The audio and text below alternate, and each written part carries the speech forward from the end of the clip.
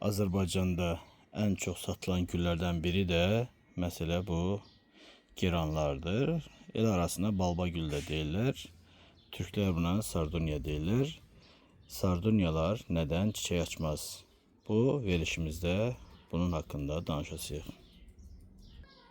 Sardunyaların 6 çiçek açmamaq səbəbləri vardır. Buradan birincisi bol güneş. Eğer sardunyalar bol güneşten məhrum olarsa, sutka ərzində 5-6 saat en azı gün ışığı değmezse sardunyalar çiçek açmaz. İkinci sebep yanlış gübrələmə. Sardunyalar eğer düzgün gübrələnməzsə, azot eğer çok olarsa boyatma verecek, inkişaf olacak ancak çiçek açması dayanacak. Bunun için 10-30-10 gübrəsindən istifadə etsək daha yaxşı olar. İnkişafı saxlasın, ancaq çiçek açdırsın. Sardunyaların çiçek açmamağının üçüncü səbəbi həddən artıq sulamaq.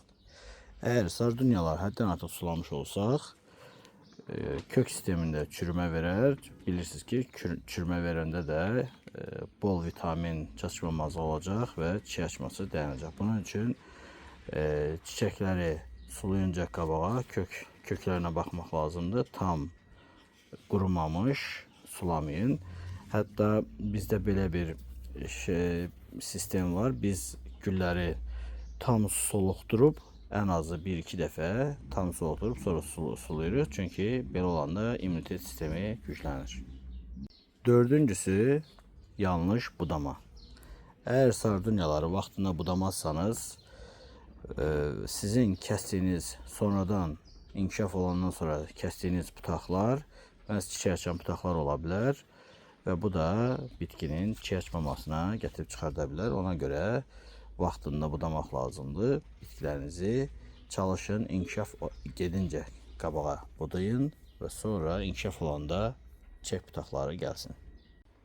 Beşinci səbəb dəyişik hava şəraitidir.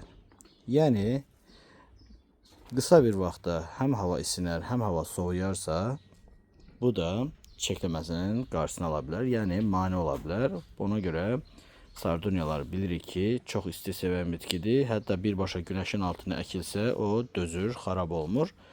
Buna görə çalışın sardunyaları eyni hava şəraitinə saxlayın.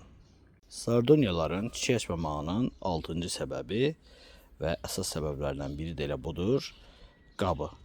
Eğer sardunyaları balaca qablarda əkmiş olsanız, kök sistemi inkişaf edəcək və çiçəkləməsinin qarşısını alacaq. Ona görə sardunyaları bir balaca böyük qablarda əkmək lazımdır ki, kök öz işini görə bilsin və sardunyalar çiçək aça bilsinlər.